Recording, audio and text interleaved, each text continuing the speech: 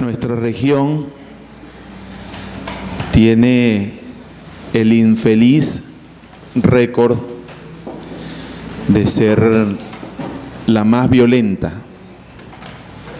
en el continente y algunos dicen que en el mundo.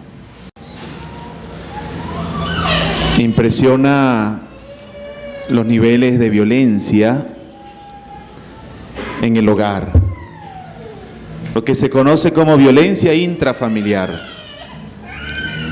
teniendo presente que la violencia puede y de hecho toma varios rostros. No solamente se concreta en la violencia física, sino en la violencia verbal, en la violencia psicológica, en la violencia laboral y de otras naturalezas.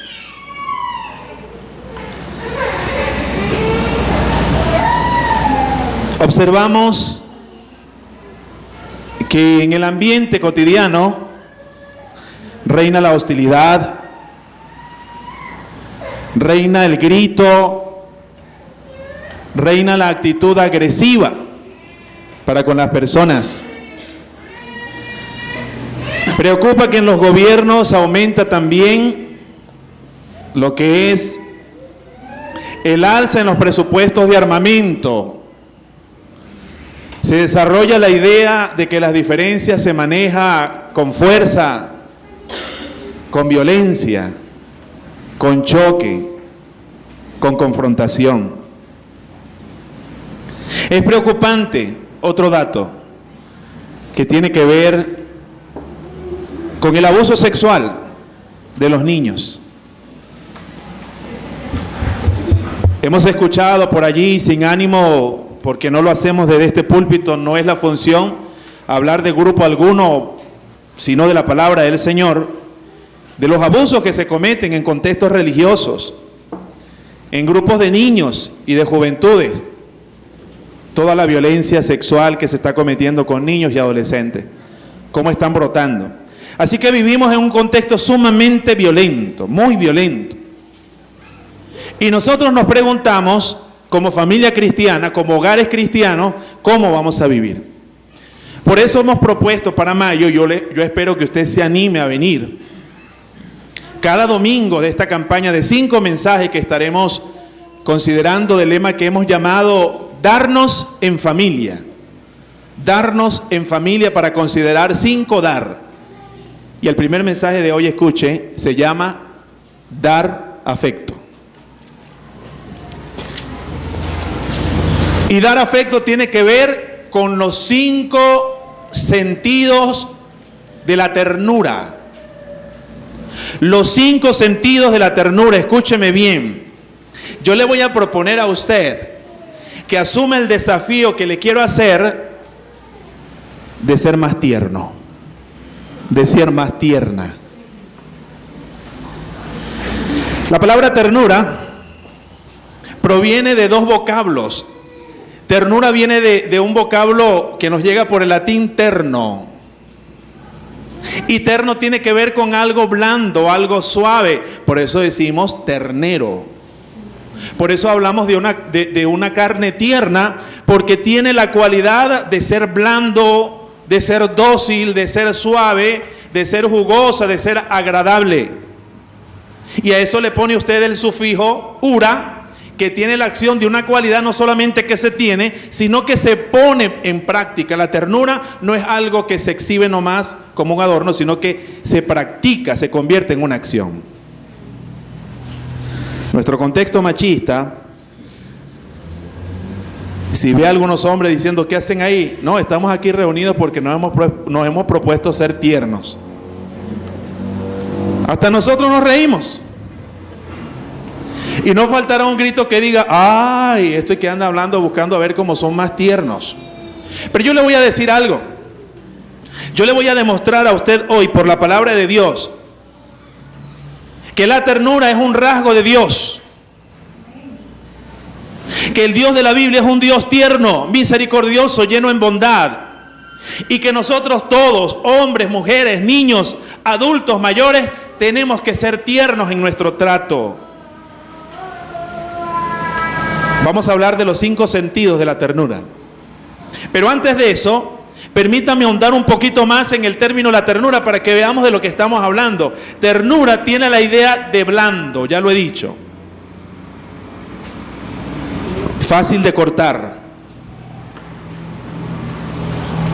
Algo tierno. Es algo blando. Y llevándolo al aspecto moral y espiritual, estamos hablando de un corazón sensible, de un corazón que es blando a la presencia del Señor. No es una roca, no es un pedazo de carne allí duro, no es un corazón duro, es un corazón tierno. Por eso es sensible a la voz del Espíritu.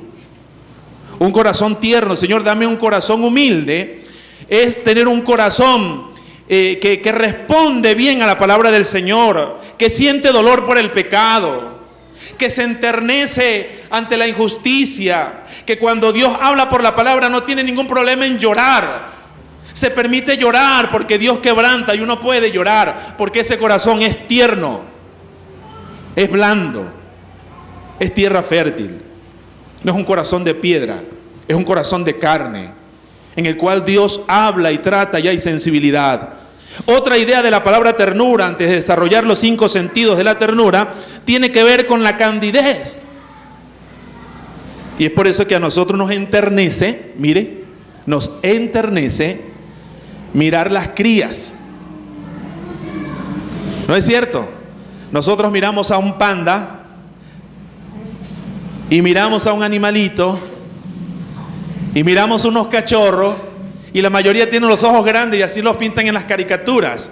Y vemos a un bebé, ¿y qué hace ese bebé ante nuestros ojos? Normalmente, porque hay unos enfermos que le produce otra cosa, ¿qué es lo que hace normalmente? Nos enternece, nos produce esa candidez, nos ilumina esa candidez. Esa es la idea de la ternura. Y tenemos que ir preguntándonos si eso está presente en nuestro hogar, si nosotros lo practicamos en nuestras relaciones. Otra idea más, quedan 2 ideas. Antes de ir a los puntos principales de esta idea de ternura, tiene que ver con calidez. Una persona tierna es una persona cálida, es una persona gentil. Y como dice el apóstol Pablo, vuestra gentileza sea conocida de todos los hombres. Por alguna razón los niños se acercaban a Jesús. Seguramente veían en Jesús la calidez que inspiraba confianza. Y los niños se acercaban a Jesús y Jesús los cargaba y los bendecía. Donde quiera que Jesús llegaba irradiaba calidez. La gente sentía confianza porque Él le hablaba a las personas de una manera que las personas se sentían en un calor de amor, de fraternidad y de afectividad. Y la última idea de esta categoría que estamos explorando, ternuras, tiene que ver con algo bello, algo hermoso. Algunos siguen prefiriendo la imagen de un Dios adusto, de un Dios huraño, de un Dios con ceño fruncido, de un Dios guerrero, de un Dios destructor, de un Dios fuego, de un Dios martillo, que aunque esas imágenes se utilizan para hablar de la palabra de Dios y de Dios mismo, tienen que ver es con el pecado, con la injusticia y con la maldad. Y a mí me parece que tenemos que aprender a ver en este tiempo el rostro tierno de Dios. El Dios que dijo a Jerusalén, Jerusalén, ¿cuánto quise yo qué? Cobijarte y protegerte como qué? Como una gallina. ¿Qué hace con sus polluelos? Los cubre y los arropa. El Dios que se presenta en el Antiguo Testamento como una madre que mamanta y que cuida. El rostro de un Dios que se nos reveló en la parábola del hijo pródigo, que oteaba por el camino pensando y esperando que su hijo regresara. Él está representando, el padre de la parábola, a un Dios tierno que ve al hijo maltrecho, lo ve con harapos, lo ve sucio, descuidado, y se le lanza al cuello y lo abraza y lo besa. Necesitamos más ternura.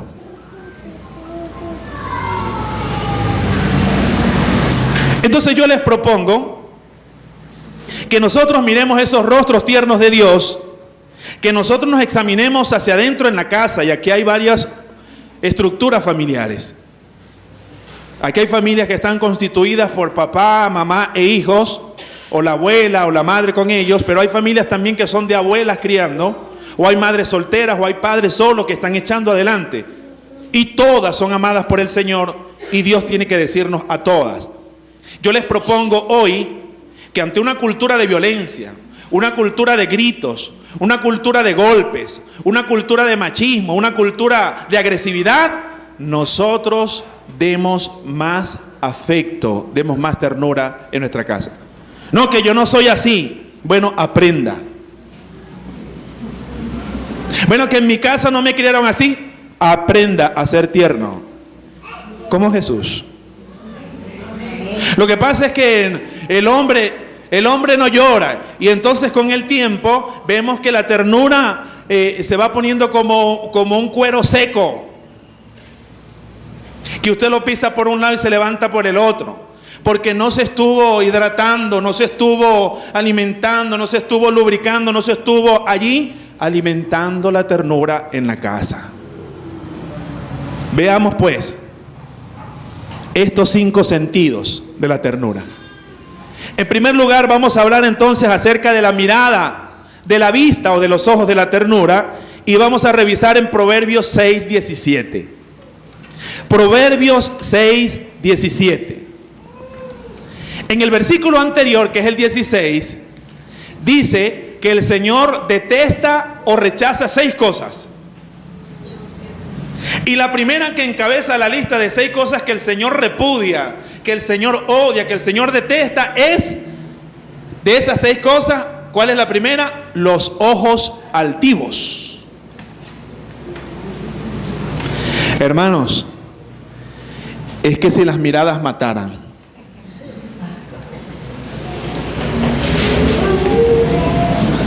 Y a veces hay miradas entre nosotros los esposos que no son miradas de amor, que son miradas de odio, que son miradas de cuentas pendientes, que son miradas que, como no podemos decir grosería, bueno, es lo que yo pienso, porque somos cristianos, no debe salir esa palabra, pero a veces con los ojos decimos muchas cosas.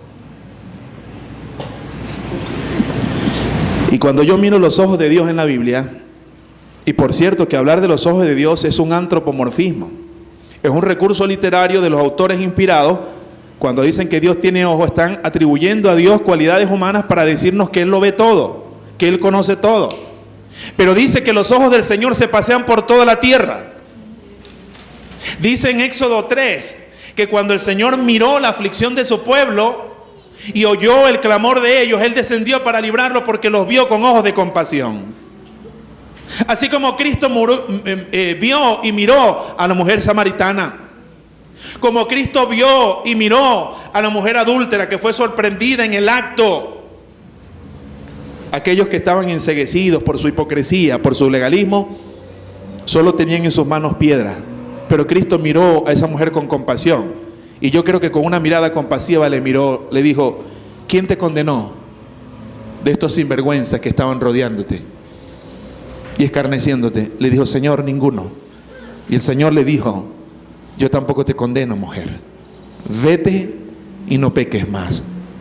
Yo creo que el diálogo, otro que voy a referir, también se combinó con una mirada tierna. Una mujer que tenía más de 12 años con un flujo de sangre que no se le detenía. Era una vida insoportable. Y ella dijo: si solamente puedo tocar el manto del Señor. Tenía una fe inmensa y de hecho sí, se acercó, y el Señor sabía que había salido de él poder, que se había expresado allí un milagro de una respuesta a la fe. Y él dijo: ¿quién me tocó? La mujer estaba avergonzada y el Señor le dijo: hijita, queda libre de tu azote, ha sido sanada. Nosotros necesitamos revisar entonces nuestras miradas, cómo miramos al otro. La mirada altiva mira de arriba hacia abajo, se cree más importante, se cree con más valor, desprecia al otro. Y nosotros tenemos que tener cuidado, porque a veces nuestras miradas matan. Nuestra mirada tiene que ser una mirada tierna, mirada compasiva, así como el Señor nos miró a nosotros. ¿Él nos miró con qué? Con ojos de compasión y de misericordia.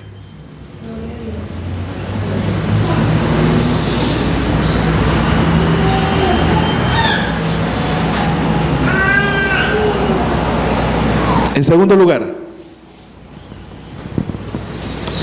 miremos este sentido de la boca o del gusto, de la ternura, porque la ternura también tiene que ver con las palabras. Efesios 4:29. El apóstol Pablo dice: eviten toda conversación obscena. Eviten toda palabra obscena. Y alguien puede decir: no, yo nada más con leer la primera oración y ese punto yo me doy cuenta que eso no tiene que ver conmigo, porque yo no digo grosería. Pero no está hablando aquí de una palabra obscena o grosera. Está hablando de cualquier palabra descompuesta o cualquier palabra que daña, que hiere. Mire cómo sigue explicando: por el contrario, que sus palabras que contribuyan a la necesaria edificación y sean de bendición para quienes escuchan. La Biblia dice que el poder de destruir o de construir, de hacer bien o de hacer mal, ¿está dónde? En la lengua y en la palabra. Beethoven decía: si vas a interrumpir el silencio, que sea para superarlo. Si no, quédate callado. Utilizamos a veces la palabra para herir. Dígame cuando nosotros comenzamos a decirle a los hijos cosas hirientes. Repetimos lo que hicieron con nosotros. Que tú esto, que eres un fracasado, que en la vida no sé cuánto, y comenzamos a sembrar semillas ahí de maldición, semillas de complejos, semillas que hieren. En vez de utilizar nuestra boca para bendecir, para alentar, para sanar, para edificar, para dar esperanza, para alimentar la fe.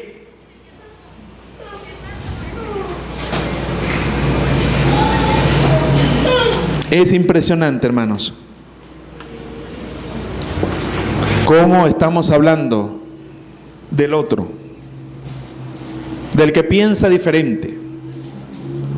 Lo que estamos diciendo y lo que estamos deseándole en nuestra boca para maldecir. Y Dios dice en su palabra: yo sé los planes que tengo para vosotros, que son planes de ¿qué? De bendición, de bien. Ciertamente hay planes de juicio también en el Señor para la injusticia y para el pecado, pero el deseo del Señor siempre es con su palabra bendecir a sus hijos. Los profetas dijeron: vino a mí palabra de Jehová diciendo. Incluso en los oráculos o en los mensajes proféticos de juicio siempre había una palabra de ¿qué? De esperanza y de salvación. ¿Cómo estamos en nuestros hogares? ¿Estamos dando afecto? ¿Estamos dando ternura por medio del hablar? Salmos 33:8.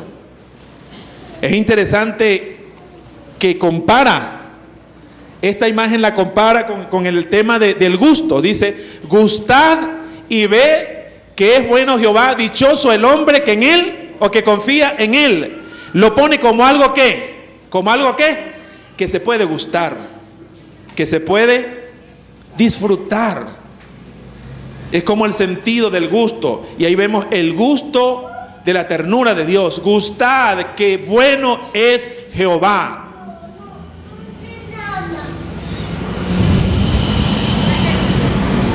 Vamos a pasar así a un tercer sentido. Hemos hablado del sentido de la visión. En estos días trabajé muy fuerte y me olvidé que ya no tengo 30. Y entonces dediqué 2 o 3 días para editar un texto, un libro. Y le di muy duro. Y bueno, me salieron unas bolsitas acá que después de regresar de por ahí un compromiso, un viaje, voy a visitar a la doctora Elizabeth. Porque ella sabe pues que andan unos hilos que uno ve que anda brincando por allí, que se andan moviendo, han salido otros. Y entonces Dianita me dijo, bueno, la doctora me recomendó esto para que se refresque. Me eché y me refrescó bastante. Ayer andaba con unos lentes oscuros en el ensayo,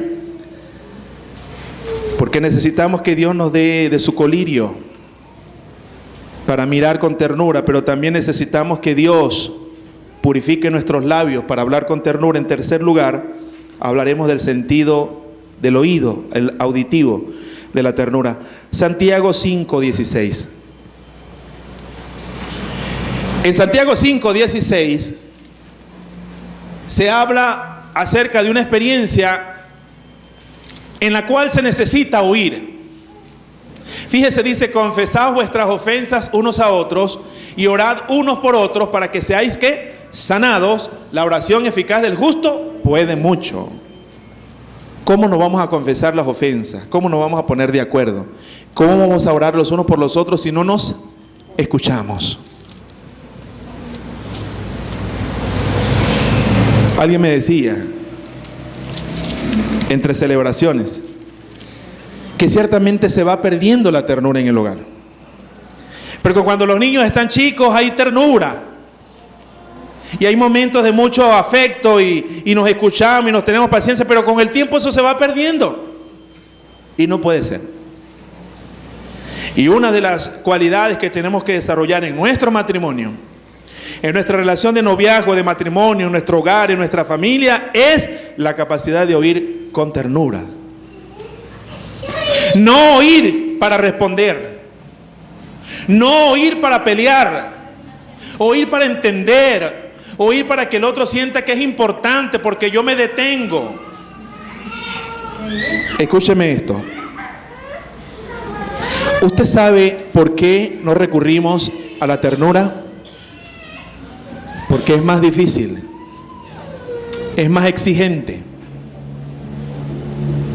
Dicen, ay, esta persona es tierna. No, es débil. Pero se requiere más fortaleza para ser tierno.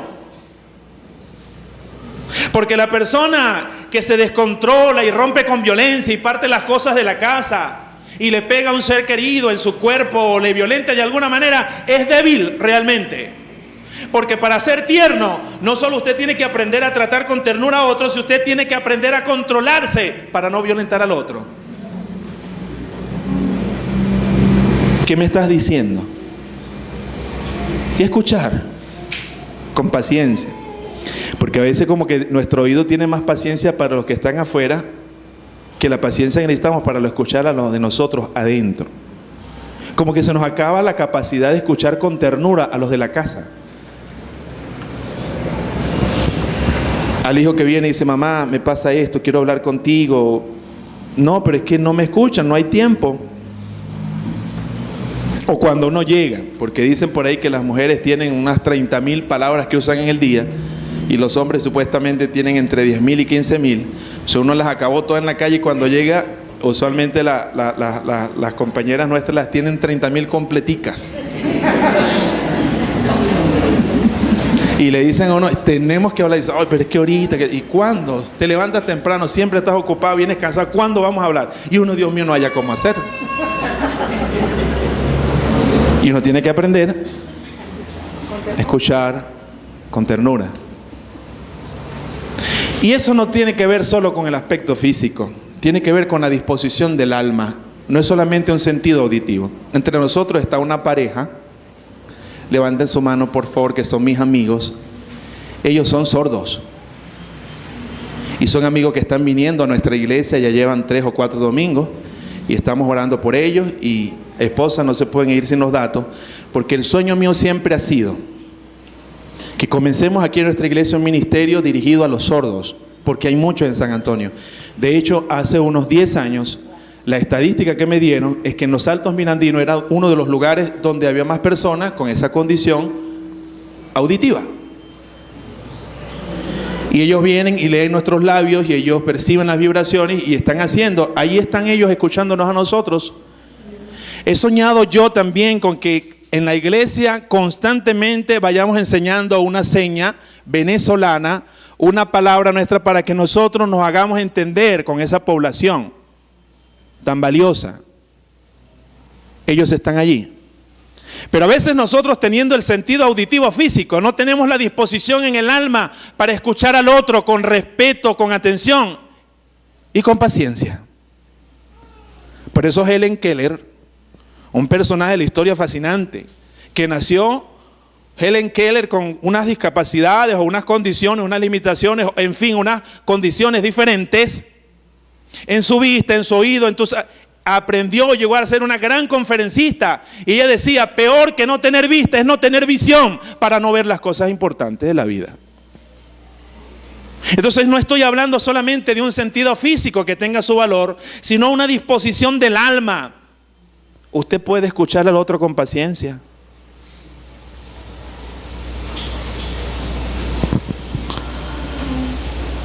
El que está aquí pensando casarse, sepa que hacer un matrimonio y constituir una familia, antes que nada, es estar dispuesto a dar.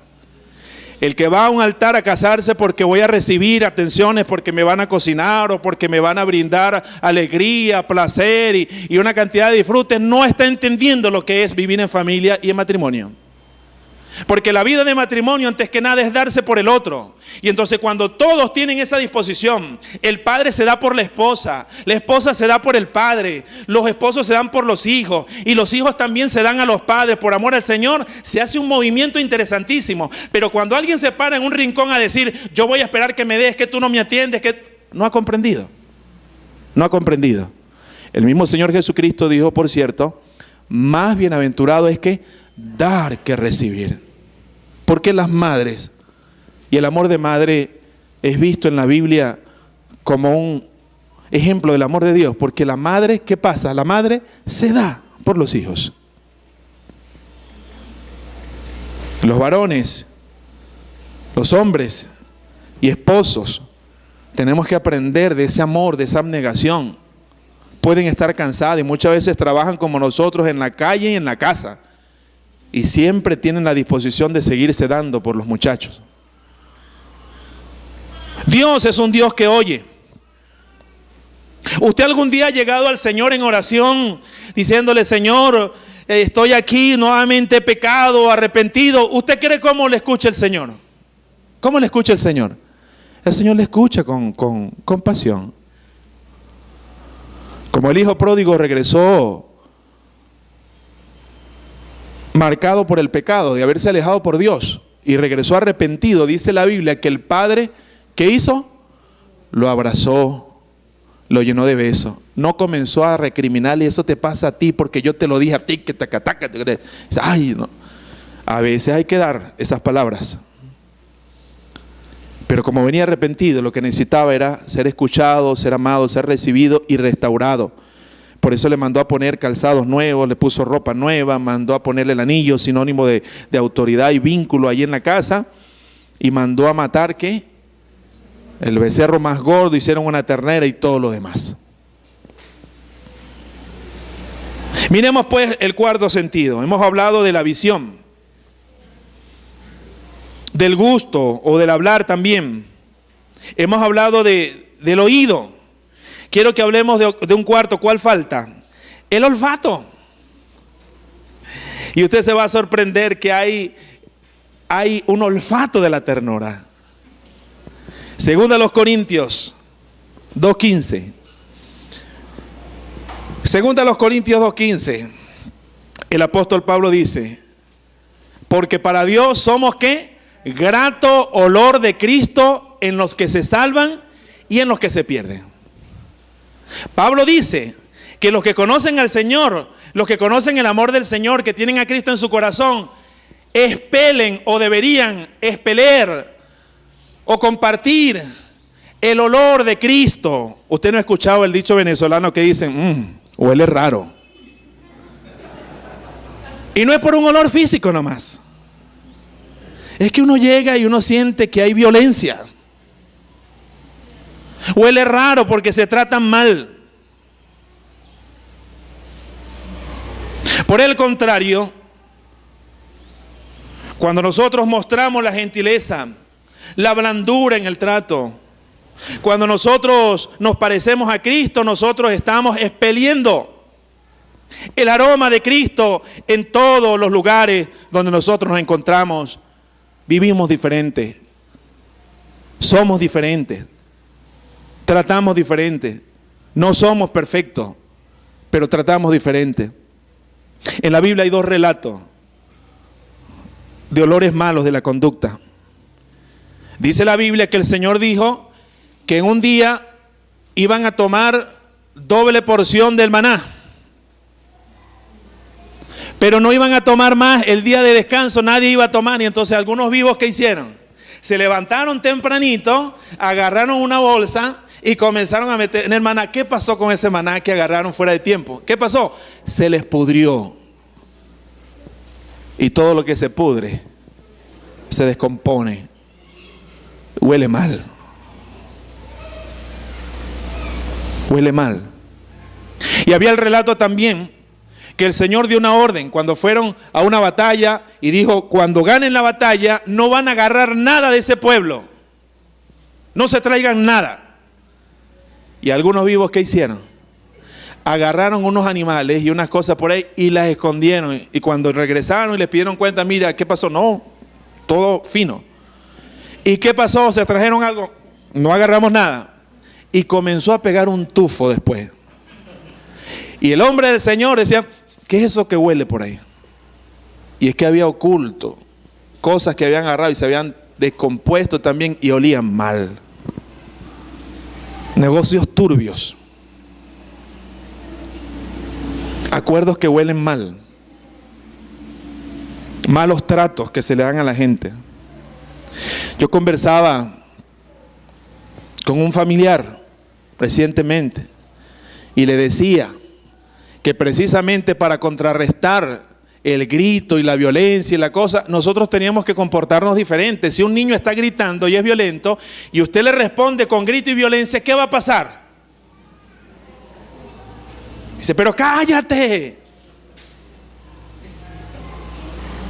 Estamos prolongando la violencia. Casas de gritería, casas en las que se lanzan las puertas. Por eso es que no se puede permitir. Dígame, nosotros tenemos dos adolescentes, no están aquí, ya se fueron, pero no voy a hablar mal de ellos de todas maneras. Son dos hombres que van afirmando su identidad, de marcar sus espacios y todo lo demás, y entonces quieren estar en la casa. Un momentico, mi esposa tiene que levantarse. Aquí no. Ni griterías, ni lanzaderas de puertas, ni estarse aquí violentando. En esta casa no. Aquí no. Tenemos que crear una cultura diferente. De tal manera que en nuestra vida, hermano, la gente puede decir: esto huele distinto. Mira cómo se tratan. Mira cómo se tratan. Y llegamos así. ¿Cuál es el sentido que falta? El tacto. Y hablaremos entonces del tacto de la ternura, que tiene que ver con la expresión física, la expresión de contacto. Vamos a leer en 1 Corintios 16, 20. 1 Corintios 16, 20. Pablo otra vez ya está despidiéndose. En su carta le dice: todos los hermanos les mandan ¿qué? Los saludos. Son gestos de ternura. ¿Cómo es posible que uno se va a levantar, señores, y no da los buenos días, ni en la casa? Entonces ve a la otra persona y lo que hace es hacerle así, ¿qué?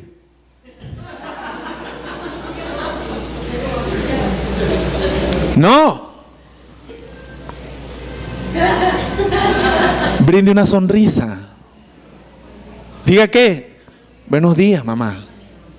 ¿Cómo amaneciste, mamá? ¿Cómo amaneciste, papá? Use su cuerpo. Dibuje una sonrisa sincera. Dé un abrazo. Estudio serio. Estoy hablando de un universo serio que se consulte. Estoy hablando de especialidades serias que hicieron el estudio. Dice que necesitamos nosotros entre 4, 6 abrazos por ahí quizá para sobrevivir. Necesitamos como que 6, 8, 10 por ahí para vivir más o menos.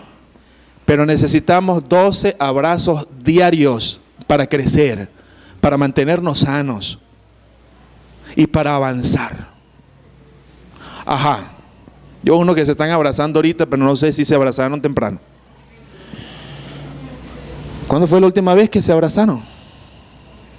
Ay, es que a mí no me gusta que me estén abrazando. Menos aprenda.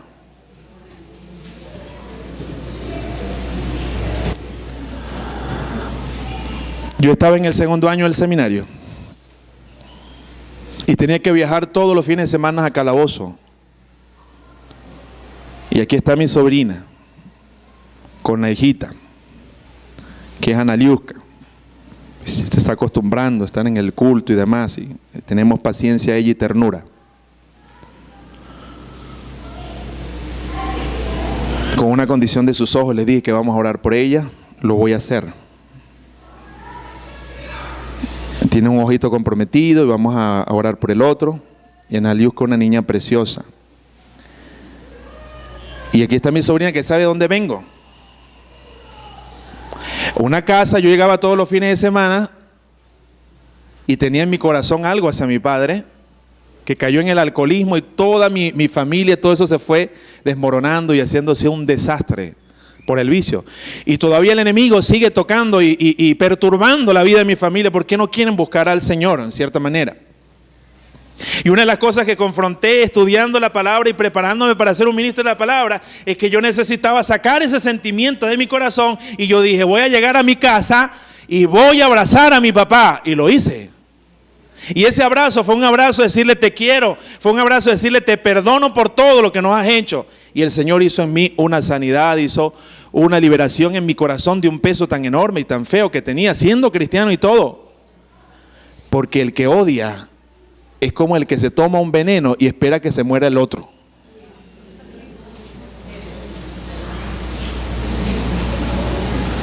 Y yo abracé. Y voy y abrazo a mi mamá.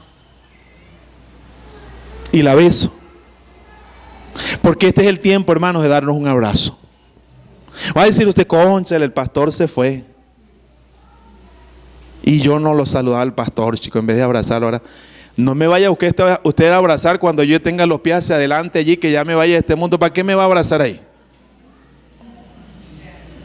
Y después la gente se va del país y si quieren abrazar a la gente, pero cuando están aquí, no, yo no quiero abrazar porque estoy bravo o estoy brava.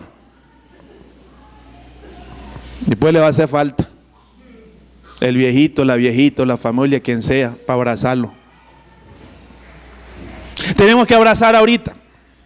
Y es por eso que en el texto se está diciendo salúdense unos a otros con un beso santo. Tengo un pastor que saluda así, dice shalom, y después dice beso santo, siervo, dice beso santo. Y se habla de ósculo porque es la palabra original, y la palabra la raíz significa boca, tiene que ver con algo de boca. Por eso es que se creía que era un beso, pero no hay total certeza en qué consistía el asunto. Podía ser un saludo, podía ser una manera particular en que los primeros hermanos se saludaban, que era distintivo de ellos, pero que era una expresión afectuosa, espiritual, no sexual, no interesada, no malintencionada. Por eso los caballeros, cuando saludamos a las damas o cuando saludamos especialmente a las señoritas, tenemos que abrazarles de lado. Es aprender a expresar un afecto que es puro, que es sincero, que es cuidadoso, que es tierno. Como si fueran nuestras hijas o nuestras hermanas, los caballeros, tener ese cuidado. También las damas con los muchachos.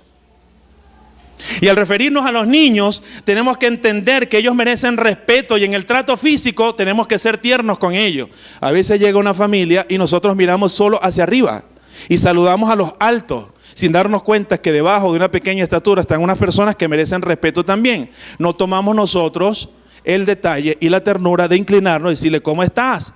O de bajarnos y darle la mano o darle una sonrisa. Eso los está afirmando. Los niños comienzan a decir, si los adultos cuando vienen no me prestan atención a mí, esto como que es normal, ignorar a la gente. Y no solo eso.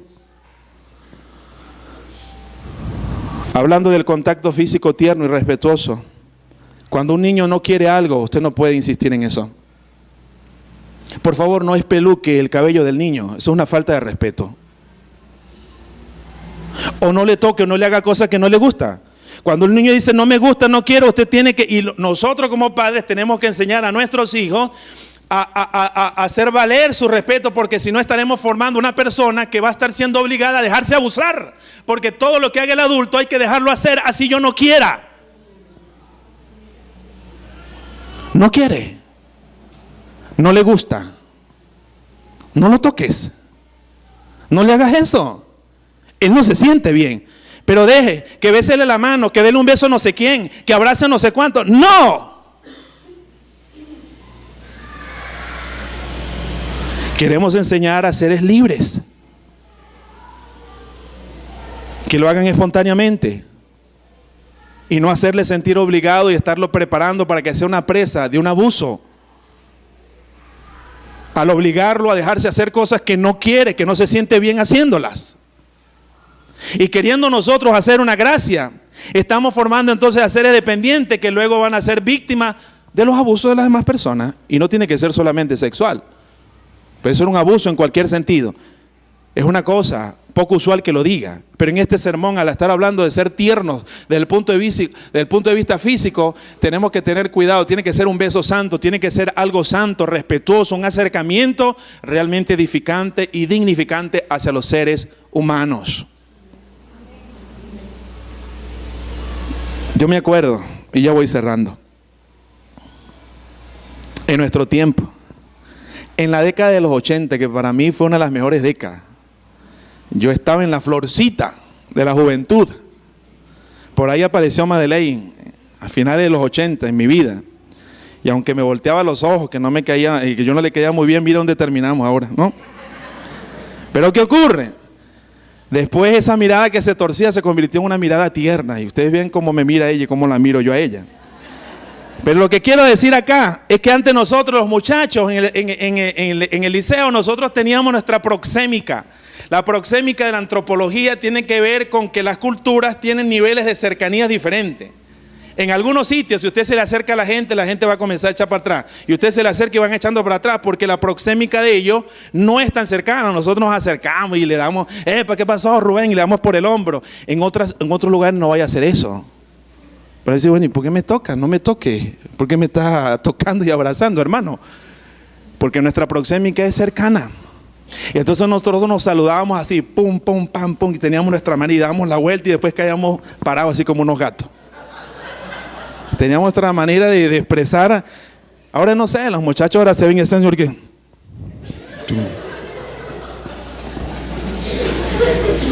Nosotros jugábamos metra. Chocaban. Bueno, ahora dan las 5, ¿no? Dicen hi-fi. Hi-fi. Dicen hola, choca las 5. Pero que nuestro cuerpo, dice Romanos, sea instrumento, nuestros miembros sean ¿qué? ¿Instrumentos de qué? De justicia. Quiero que nos vayamos con estas imágenes. La imagen de un Dios tierno, al cual podemos llamar Abba, Padre, que significa más que un diminutivo, de que papito y eso, que no está mal. Es Padre tierno y amoroso. Porque es más afectivo que chiquitico. Un Padre muy íntimo. Le puedo llamar papi, papito, nos suena raro, pero la idea más que un diminutivo es tan tierno, tan cercano de mi corazón, tan amante. Vámonos con esa imagen. Vámonos con la imagen también del buen pastor. Un pastor que da su vida por las ovejas, que las carga, que las cuida, que las venda, que las sana, que las alimenta con ternura. Vámonos con la imagen de un Dios que nació en un pesebre como un niño. Vámonos con la imagen de un Jesús que le hablaba a la gente, le decía, no tengas miedo. No tengas miedo, yo estoy contigo. ¿Qué les parece entonces? Si salimos de aquí diciendo, Señor, ayúdanos y enséñanos a ser más tiernos.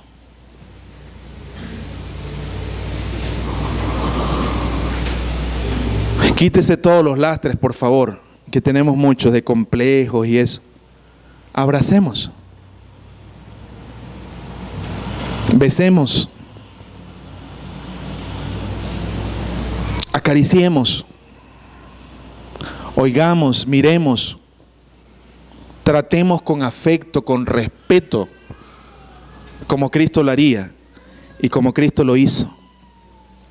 Que nos ha amado con cuerdas de amor, nos ha traído, como nos decía Diana en la canción. ¿Y sabe lo que hace una cuerda? Una cuerda de amor, es una cuerda que te une con amor. Es una cuerda que te retiene para que no te hagas daño. Es una cuerda de amor.